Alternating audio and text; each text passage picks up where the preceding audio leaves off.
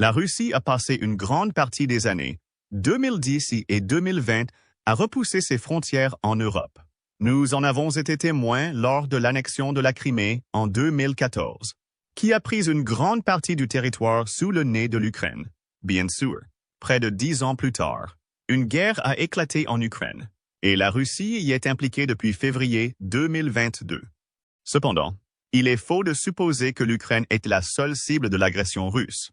Plusieurs autres pays, notamment ceux qui étaient auparavant sous le joug soviétique, ont également commencé à ressentir la pression à mesure que les ambitions du président russe Vladimir Poutine se précisent. La Finlande est l'un de ces pays. Beaucoup ignorent que la Finlande est l'objet d'une guerre hybride menée par la Russie depuis plusieurs années. Et Poutine cherche clairement à repousser les limites et à gagner en influence dans ce pays nordique. Mais la Finlande ne supportera pas les pressions constantes des Russes. Il prépare une action agressive, surtout après une série d'incidents qui ont fait comprendre aux dirigeants du pays qu'il était la cible de Poutine. Cela nous amène aux principales questions auxquelles nous répondrons dans cette vidéo. Que prévoit la Finlande et pourquoi se prépare-t-elle à un éventuel combat avec la Russie?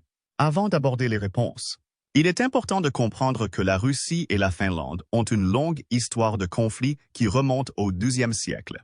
À l'époque, le pays que nous connaissons sous le nom de Finlande était essentiellement un vide politique qui attirait l'attention de ses voisins de l'Est et de l'Ouest.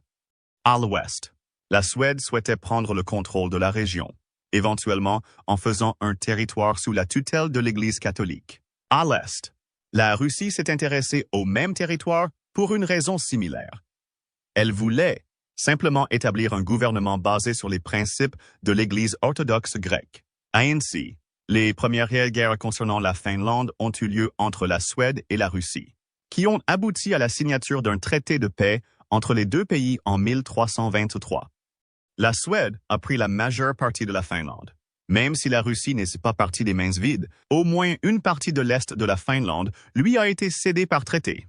Malgré cela, la domination suédoise s'est poursuivie pendant plusieurs siècles, marquée par de nombreux changements culturels. Bien que la Finlande ait adopté le système juridique et social suédois, ses habitants n'ont jamais été entièrement sous domination suédoise.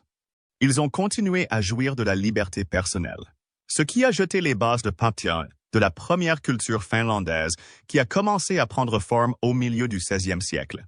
À cette époque, l'interprétation luthérienne du christianisme commença à se répandre à travers l'Europe, remplaçant finalement le catholicisme suédois.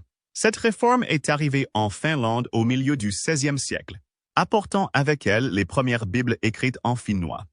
La culture du pays s'affirmait, mais la Suède restait un facteur majeur de son existence, ayant passé plus de 100 ans, entre 1617 et 1721, à étendre les frontières de son empire autour de la région baltique en raison de la faiblesse de la Russie à l'époque. La Suède a également vu l'établissement d'un pouvoir complet en Finlande au cours de cette période, plaçant les Suédois à de nombreuses positions élevées en Finlande, mais la domination suédoise n'a pas duré éternellement.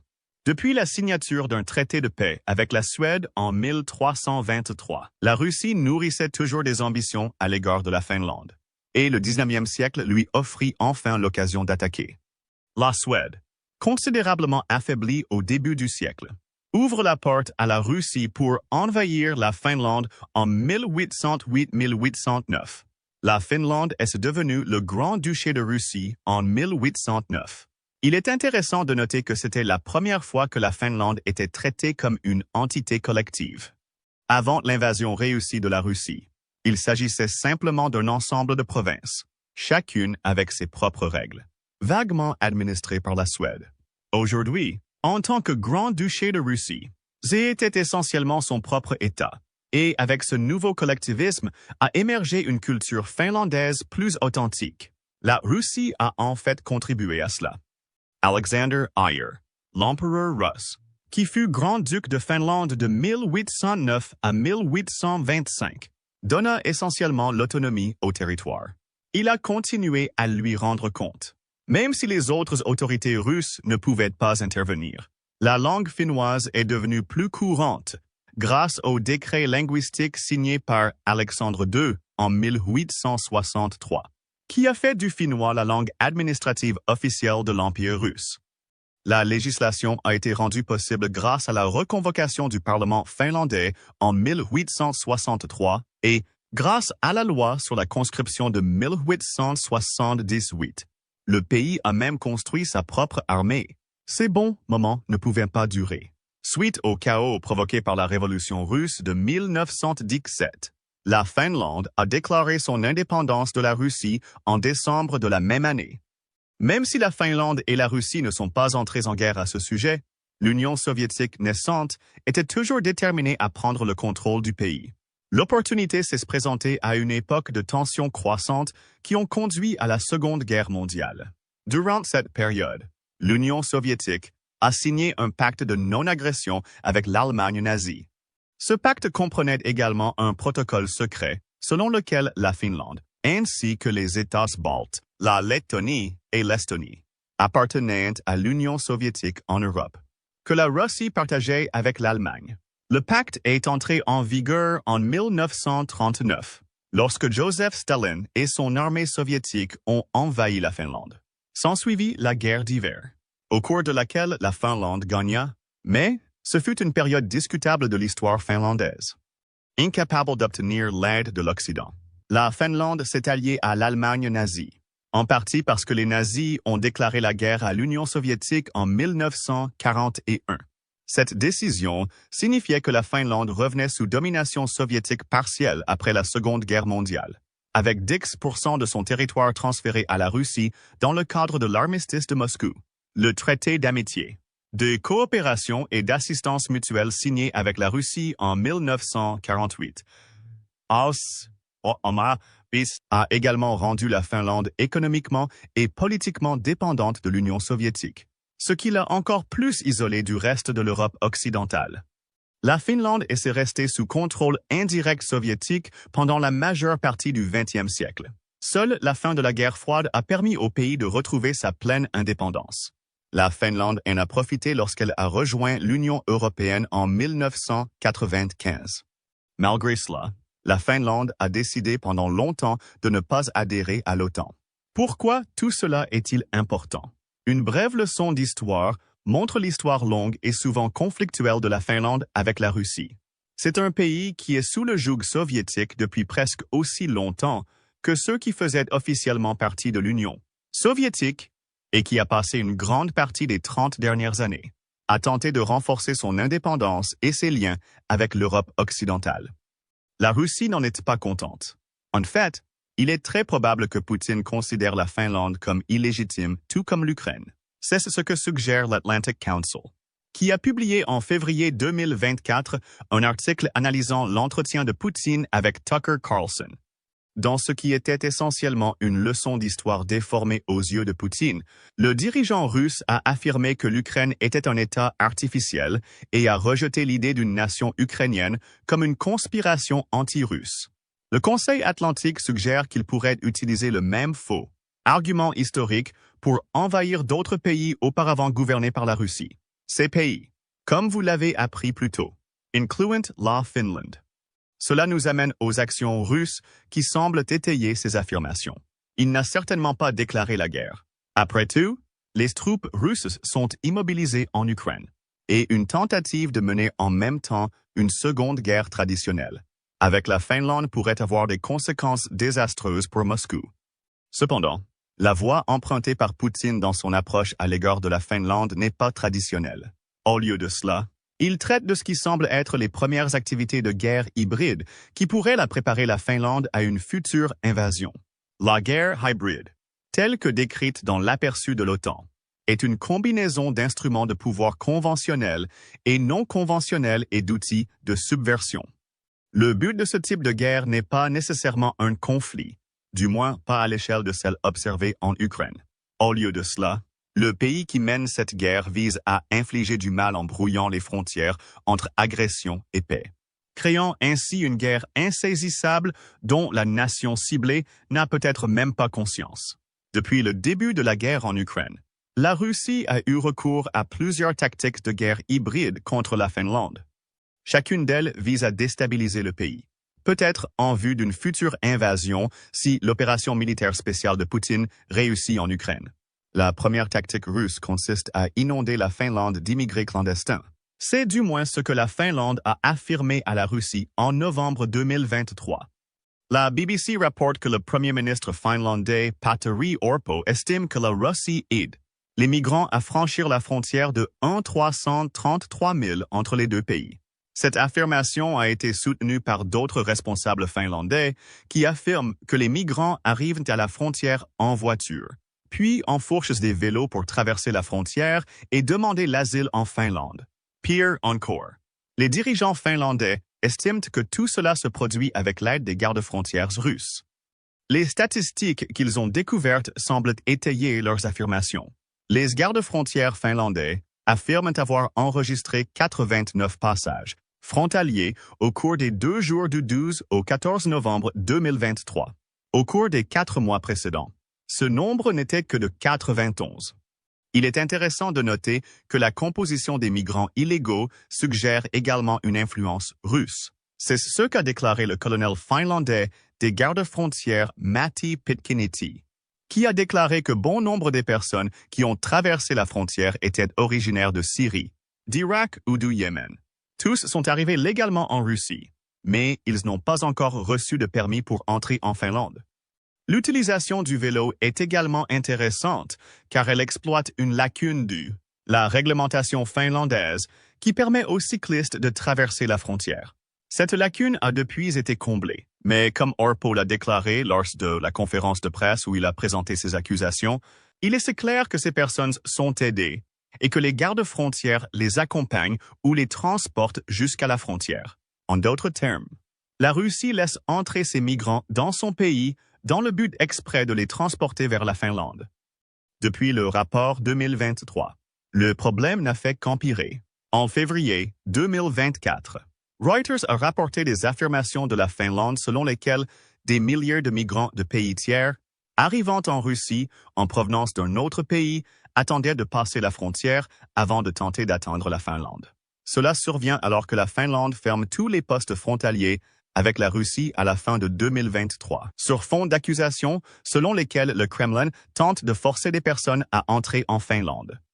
Le rapport montre également que ce nombre est en augmentation constante depuis novembre 2023. En fait, plus de 900 migrants ont tenté de demander l'asile tout au long du mois, étant donné que la BBC rapporte que seulement 91 personnes ont tenté de traverser la frontière au cours des 4 mois précédant le 12 novembre.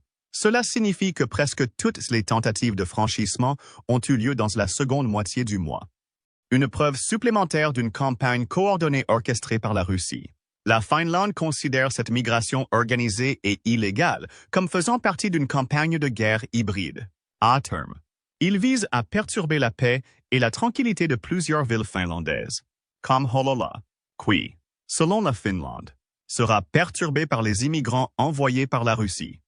Pour ce que ça vaut, les Kremlin nient toutes les accusations de la Finlande. Mais c'est exactement ce qu'il ferait dans une situation de guerre hybride conçue pour créer confusion et mécontentement.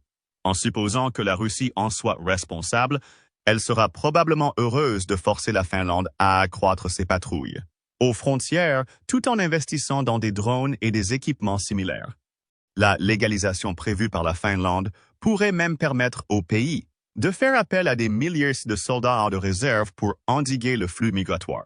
Toutes ces ressources coûtent de l'argent et du travail, ce qui constitue un excellent résultat pour Poutine. Ce n'est pas le seul exemple où la Russie utilise la frontière avec la Finlande pour aggraver les tensions entre les deux nations. En janvier 2024, la Russie a officiellement mis fin à l'accord frontalier de 2012 avec la Finlande. Cette décision est intervenue après que la décision de la Finlande de rejoindre l'OTAN ait incité Poutine à menacer que les actions de la Finlande causeront des problèmes. Cet accord visait à promouvoir la coopération transfrontalière entre les deux pays. La Russie affirme que la Finlande a déjà annulé cet accord. Politico rapporte que son ministère des Affaires étrangères a appelé l'ambassadrice finlandaise adverse, Helen Terra, pour lui en parler. Selon la Russie, Cette décision a été motivée par les actions de confrontation de la Finlande contre la Russie et par la discrimination à l'égard des Russes sur la base de l'origine nationale lors de la délivrance des visas d'entrée. Une fois de plus, nous voyons des tactiques de guerre hybrides entrer en jeu. La décision de la Russie de se retirer de l'accord frontalier envoie un message pas si subtil que la Russie et la Finlande ne sont plus amies. Moscou a même réussi à présenter la Finlande comme le méchant dans cette situation. Le refus de la Finlande de laisser entrer les Russes dans le pays est cité comme la raison de la résiliation de l'accord, omettant commodément le fait que la plupart de ces Russes sont en réalité des migrants en provenance de pays tiers. Moscou se dirige délibérément vers la frontière. En effet, l'accord a été officieusement suspendu depuis le déclenchement de la guerre en Ukraine. Mais la Russie a attendu pour mettre officiellement fin à l'accord, profitant de ce temps pour transformer la migration en arme, jusqu'à ce qu'elle puisse accuser la Finlande de violer l'accord. Très intelligent. Et comme le souligne Chatham House, c'est une tactique que la Russie a déjà utilisée. Par exemple, au cours de l'été 2021, la Russie aurait coopéré avec la Biélorussie pour déplacer des migrants d'Afghanistan et d'Irak vers la frontière que la Biélorussie partage avec la Pologne et la Lituanie. Cette décision a donné lieu à de nouveaux affrontements physiques, ainsi qu'à des manifestations de migrants qui ont mis la pression sur les deux pays visés par la Russie. Grâce à cela, nous pouvons voir que les jeux frontaliers russes font partie d'un plan plus vaste.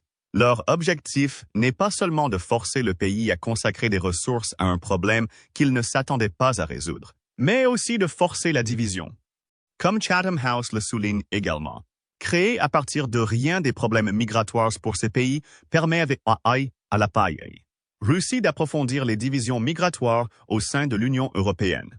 Essentiellement, les migrants sont utilisés comme des pions dans un jeu d'échecs géopolitique. Leur déploiement pourrait permettre à la Russie de créer des divisions au sein de l'UE, ce qui affaiblirait le front uni que les membres de l'organisation présentèrent contre la Russie en pleine guerre en Ukraine. Heureusement pour la Finlande et pour l'ensemble de l'UE, les tactiques russes ont été révélées. Chatham House affirme que l'UE ait non seulement reconnu le rôle important que la Finlande a joué dans la sécurisation des frontières nord du groupe, mais qu'elle la soutient activement pendant la crise actuelle. Du personnel. Un soutien financier et des équipements ont été offerts alors que la Russie pousse davantage de migrants vers sa frontière avec la Finlande, suggérant apparemment que les actions de Moscou ont simplement approfondi les liens au sein de l'UE. Ce n'était pas la réaction à laquelle Poutine s'attendait. Il peut néanmoins se réjouir du chaos qu'il a provoqué. Outre le fait de diriger les migrants vers les frontières, ce n'est pas la seule tactique de guerre hybride qu'il utilise contre la Finlande. Il y a aussi un ours polaire. En octobre 2023, un porte-conteneur chinois nommé New Polar Bear et un cargo russe nommé Sev Morpo ont semé le chaos dans le golfe de Finlande. C'est du moins ce qu'affirme le Bureau national d'enquête finlandais, soulignant que les deux hommes étaient présents au même moment lorsque des câbles de télécommunication et un gazoduc sous-marin ont été endommagés. Un nouvel ours polaire est devenu le principal sujet de cet incident. Ils l'ont suivi ils traversaient la mer Baltique et ont finalement atteint Arkhangelsk, manquant pour la plupart l'encre du port. Il s'agit de l'encre que le Bureau national d'enquête finlandais a découverte enfoncée dans le fond marin près du pipeline endommagé 2 jours après l'arrivée du navire chinois en Russie. Les dégâts ont-ils été causés intentionnellement? Bien entendu, les marins du navire chinois prétendent que ce n'est pas le cas. Mais la Finlande est loin d'être convaincue. 2 mois d'enquête ont suivi, aboutissant à la déclaration de la Finlande en décembre 2023 selon laquelle tous les attaqués signes trouvés indiquaient que le New Polar Bear avait délibérément saboté les câbles téléphoniques et le pipeline. En tant que ministre finlandais des Affaires européennes, et comme l'a dit Aldecroix, je ne suis pas capitaine d'un navire de guerre, mais je pense que vous remarquerez que vous traînez une ancre derrière vous sur des centaines de kilomètres.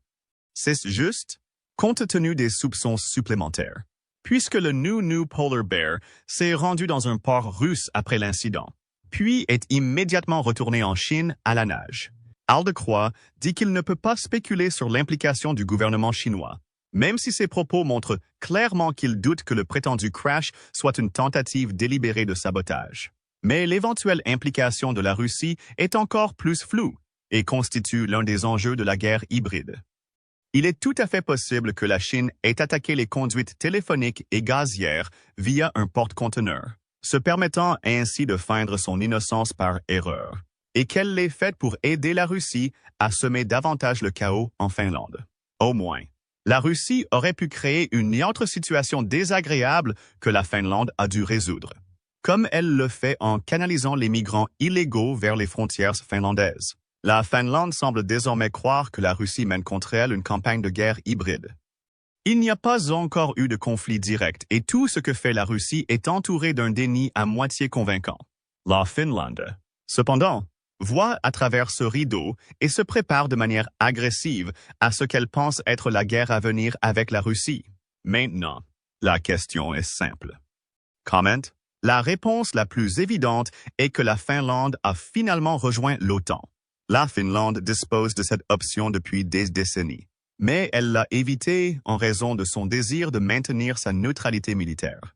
La Finlande pensait que grâce à cette neutralité, elle pourrait au moins maintenir une relation de coopération avec la Russie, comme en témoigne l'accord frontalier de 2012, aujourd'hui résilié, tout en maintenant ses liens avec l'Occident. Cette approche a été complètement rejetée. Depuis avril 2023, la Finlande fait officiellement partie de l'OTAN. La raison en est les actions de la Russie. Selon le premier ministre finlandais Alexander Stubb, la décision de la Finlande de conclure un accord avait déjà été prise dès l'invasion de l'Ukraine par la Russie. La BBC suppose que de nombreux Finlandais ont vu ce qui se passait et que l'invasion leur a rappelé l'invasion soviétique de leur propre pays en 1939, qui a conduit à la guerre d'hiver. La Finlande ne veut pas se retrouver à nouveau dans une telle situation. C'est pourquoi l'adhésion actuelle à l'OTAN est une si bonne décision. Cela signifie qu'il fait partie des forces collectives et qu'il est protégé par l'art. 5 de la Charte de l'OTAN, qui stipule qu'une attaque contre le territoire d'un membre de l'OTAN est considérée comme une attaque contre tous les membres de l'OTAN. Cela pourrait à lui seul décourager la Russie de tourner son attention vers la Finlande après la fin de la guerre en Ukraine. Poutine n'est pas particulièrement satisfait de la décision de la Finlande. Dès mai 2022, il avait annoncé des mesures de rétorsion d'ordre militaire et technique face au projet d'adhésion de la Finlande. Une partie de ces mesures réside peut-être dans la tactique de guerre hybride utilisée par la Russie. Quoi qu'il en soit, la Finlande fait désormais partie d'un groupe multinational qui la soutiendra, directement si jamais elle a besoin de se défendre contre la Russie sur son territoire. En matière d'autodéfense, la Finlande est loin d'être boiteuse en termes de puissance militaire, bien que l'indice annuel de puissance 2024 ne la classe qu'au 50 y rank sur 145 pays en termes de puissance de feu mondiale. La Finlande est un pays étonnamment militarisé. Selon les estimations de la BBC, les forces armées du pays comptent 280 hommes. Et la Finlande forme également 21 conscrits par an, ce qui lui confère une force de réserve de 900 soldats.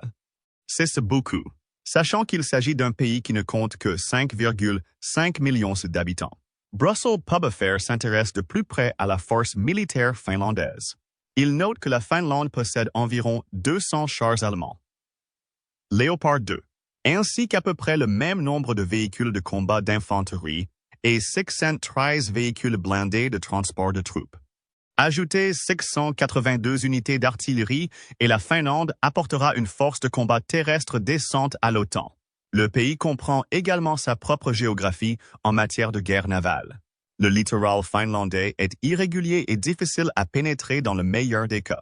Et la marine du pays rendait la tâche encore plus difficile en se concentrant sur la guerre des mines. Sa marine dispose de 5 couches de mines et de 3 navires de lutte contre les mines de classe Katanpää, ce qui indique que la Finlande estime qu'une invasion navale du pays pourrait se poursuivre. Reuters fournit encore plus de détails. Il souligne que les 682 unités d'artillerie finlandaises font partie de ce que le pays appelle l'artillerie la plus puissante d'Europe occidentale et sont soutenues par environ 700 mortiers et 100 lance-roquettes. Elle dispose également de 650 missiles et s'est engagée à investir dans davantage. Même l'infanterie est suffisamment approvisionnée, puisque la Finlande dispose de suffisamment d'armes à feu, notamment des fusils d'assaut, des lance-grenades et des armes anti-char, pour équiper l'ensemble de la réserve de 900 Zero hommes. Ajoutez à cela des vêtements d'hiver, des masques à gaz et des lunettes de vision nocturne et vous obtenez une armée qui, bien que petite par rapport à la Russie, est extrêmement bien préparée. Lorsque nous parlons de vêtements d'hiver, nous ne pouvons ignorer l'expérience de la Finlande dans la lutte contre le froid. Si la guerre d'hiver de 1939 nous a appris quelque chose, c'est que les petites forces finlandaises étaient plus que capables de combattre par temps froid et de repousser des forces soviétiques supérieures. Chatham House note que les stratégies de résilience de la Finlande en cas de répétition d'une invasion similaire sont très appréciées. Il affirme que la Finlande utilisera ses vastes forêts et ses lacs pour lancer des frappes aériennes contre les envahisseurs russes, les empêchant d'atteindre les principales zones peuplées du pays. En d'autres termes, la Finlande jouerait un rôle clé pour contenir les forces russes en cas d'attaque, donnant ainsi au reste de l'OTAN le temps de préparer une défense collective contre les troupes de Poutine. Cela augmente également le budget militaire. C'est ce que révèle Reuters, qui rapportait en août 2023 que la Finlande prévoyait d'allouer 2,3% de son PIB à l'armée d'ici 2024. C'est plus que la recommandation de 2% de l'OTAN, ce qui suggère que le pays a du mal à la fois à reconstituer ses approvisionnements et à faire progresser ses forces face à la guerre hybride russe. Nous voyons donc la Finlande renforcer son armée déjà impressionnante et nouer des liens avec des pays qui pourraient contribuer à sa défense en décidant de rejoindre l'OTAN. Mais la réaction finlandaise est encore plus profonde. Le pays semble coopérer activement avec les États baltes, Estonie, Lettonie et Lituanie. Le Centre polonais d'études orientales a souligné cette coopération en septembre 2023, discutant de la manière dont les 4 pays renforcent ou renforcent leur défense frontalière. Dans le cas de la Finlande, cela signifie la construction de barrières divisées en 8 sections sur une longueur d'environ 200 km à partir de sa frontière. Chacun d'eux serait situé à un poste frontalier routier permanent avec la Russie, car ils conduisent à la plus forte concentration d'infrastructures et de population du côté finlandais de la frontière. Le coût d'installation de ces barrières est estimé à environ 380 millions de dollars et la construction devrait être achevée en 2026. Cette nouvelle était un précurseur de l'annonce en mai 2024 selon laquelle la Finlande, les 3 États baltes et la Pologne avaient signé un accord de coopération conjoint pour empêcher la Russie de contourner les sanctions de l'UE. Au terme de l'accord, les 5 pays qui forment essentiellement la frontière de l'UE avec la Russie se mettront d'accord sur les moyens d'assurer l'uniformité dans l'application des sanctions, ainsi que sur le partage d'informations sur ce qui se passe à leurs frontières. Bien qu'aucun d'entre eux n'indique un renforcement militaire, il semble que la construction de barrières et une coopération accrue et avec les pays voisins soient une réaction claire aux tactiques migratoires russes. Le fait est que la Finlande ne peut pas rester les bras croisés et laisser la Russie faire ce qu'elle veut. En travaillant avec ses voisins, il espère résoudre les problèmes frontaliers. Les investissements dans les barrières auront le même effet. Et en rejoignant l'OTAN et en investissant autant dans son armée, la Finlande se prépare à la possibilité que Poutine poursuive sa tactique hybride avec une invasion à grande échelle dans le futur. Si cela se produit, la Finlande sera prête. Elle bénéficiera également du soutien collectif de 31 autres pays en cas d'escalade des tensions avec la Russie. Cependant, la Finlande tente de trouver un équilibre. Elle ne peut pas faire preuve de faiblesse envers la Russie, car cela donnerait à Poutine la confiance nécessaire pour lancer une invasion après la fin de la guerre en Ukraine. Mais en même temps, la Finlande ne peut pas se permettre une politique trop agressive. La tactique de guerre hybride de la Russie vise à brouiller les pistes et potentiellement à permettre à la Russie de présenter la Finlande comme le méchant. C'est pourquoi la Finlande construit son armée, rejoint l'OTAN et coopère avec d'autres pays frontaliers de la Russie. Ce sont toutes des actions défensives qui préparent le terrain à une agression future si nécessaire. Mais que pensez-vous de la réaction de la Finlande face aux tactiques de guerre hybride que semble utiliser la Russie? Le pays se prépare-t-il à juste titre à la possibilité de devenir l'une des prochaines cibles de Poutine? Ou ces mêmes conceptions préparatifs feront-ils de lui une cible encore plus importante? Compte tenu notamment des vues de Poutine sur l'OTAN. Partagez vos réflexions avec nous dans les commentaires et merci d'avoir regardé la vidéo. Maintenant, allez voir comment les États-Unis réagiront si la Russie attaque la Finlande. Vous pouvez également cliquer sur cette autre vidéo.